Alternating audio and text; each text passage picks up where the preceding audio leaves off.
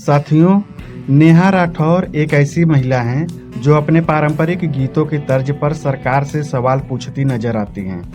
जहां एक तरफ मीडिया सरकार की गोद में बैठकर गोदी मीडिया का सम्मान ले चुकी है, जहां संवैधानिक संस्थाएं सरकारी संस्थाओं में अपनी पहचान बना चुकी हैं, वहीं ऐसे हालातों के बीच नेहा राठौर अपनी सुरीली आवाज और पारंपरिक गीतों के माध्यम से सरकार से कड़वे सवाल करती नजर आती हैं।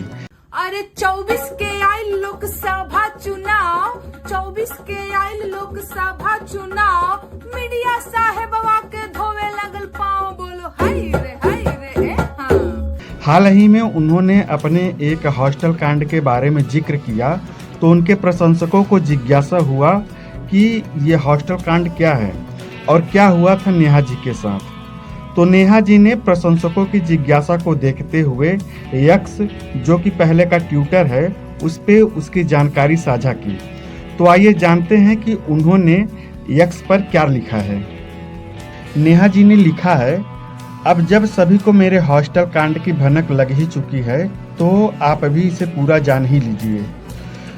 आगे उन्होंने लिखा है, दोस्तों, ग्रेजुएशन तक की पढ़ाई घर से पूरी करने के बाद मैं अपने पोस्ट ग्रेजुएशन के लिए हॉस्टल जाने ही वाली थी कि उसी समय मनोज तिवारी जी का एक गाना बबुनी के लागल बा शहर के हवा और पढ़ावा, बबुनी के शहर के लागल बा हवा और पढ़ावा।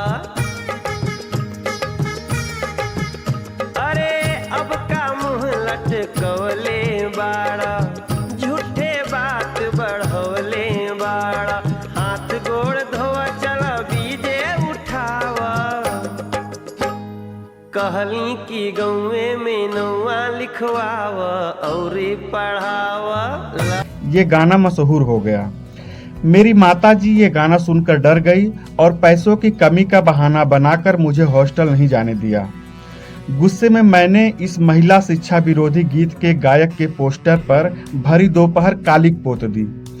अगले साल जब मैंने दोबारा हॉस्टल जाकर पोस्ट ग्रेजुएशन करने की बात कही तो माता जी ने कहा कि बचिया धीरज धरो, 15 लाख खाते में आने ही वाले हैं, जब आएंगे तब चली जाना हॉस्टल। ये जो चोर लुटेरों के पैसे विदेशी बैंकों में जमा है ना, उतने भी हम रुपये ले आए ना, तो भी हिंदुस्तान के एक एक गरीब आदमी को मुफ्त में 15-20 लाख रुपए भी मिल जाएगा। पर रुपए नहीं आए।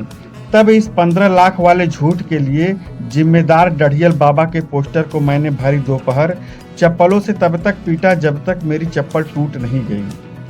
तीसरे साल जब मैंने आगे की पढ़ाई के लिए भाई से जिद की तो उसने बताया कि वो फौजी बनने जा रहा है। अब पोस्ट ग्रेजुएशन तो क्या, वह पीएचडी भी करवा देगा। पर दोस्तों, वो फौजी बनते बनते अग्निवीर बनकर रह गया और उसने बताया कि उसकी नौकरी तो पीएचडी से भी छोटी है। ये सुनते ही मैं चप्पल उठाकर दीवार की ओर फिर से बढ़ ही रही थी, तभी बाबूजी आ गए और उन्होंने कहा, धान रोप देहले वाली बचिया, मोदी जी ने कहा है आमदनी दुगुनी होने ही वाली है, फिर चली जाना हॉस्टल। हमने एक बहुत बड़ा सपना देखा है और ये सपना हिंदुस्तान के हर किसान के भाग्य को बदलने का सपना है।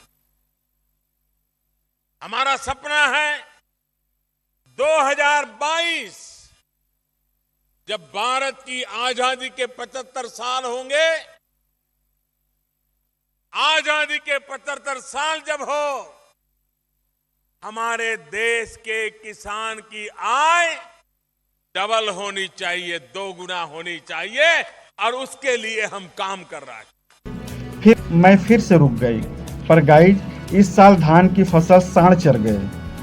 अंत में थक हार कर मैंने अपने व्यापारी मामा जी से फोन पर कहा कि वो मुझे आगे की पढ़ाई के लिए हॉस्टल भेज दें। पर उन्होंने रुआंसे होकर बताया कि 2 गुजराती गुंडों ने उनको इलेक्टोरल बॉन्ड खरीदकर पार्टी फंड में जमा कराने को कहा है, वो मेरी मदद नहीं कर पाएंगे। उस दिन मैंने गांव की चट्टी पर चिल्ला चिल्ला कर गांव जवार को इकट्ठा कर लिया और सबके साथ मिलकर नारा लगाया कि चौकीदार ही चोर है। चौकीदार ही चोर है, चौकीदार ही चोर है। उसी दिन से ये घटना मेरे गांव जवार में नेहा हॉस्टल कांड के नाम से मशहूर हो गई। तो साथियों, ये जानकारी नेहा सिंह राठौर ने अपने प्रशंसकों को दिया। आशा करता हूं कि आपको ये जानकारी अच्छी लगी होगी। चैनल को सब्सक्राइब, वीडियो को लाइक और शेयर करें ऐसी ही जानकारियों के लिए। धन्यवाद। जय हिंद। अरे उजली दाढ़ी उजला कुर्ता पैजामा, उजली दाढ़ी उजला कुर्ता पैजामा, कभी चौकीदार कभी चंदा मामा, बोलो हाय रे हाय रे।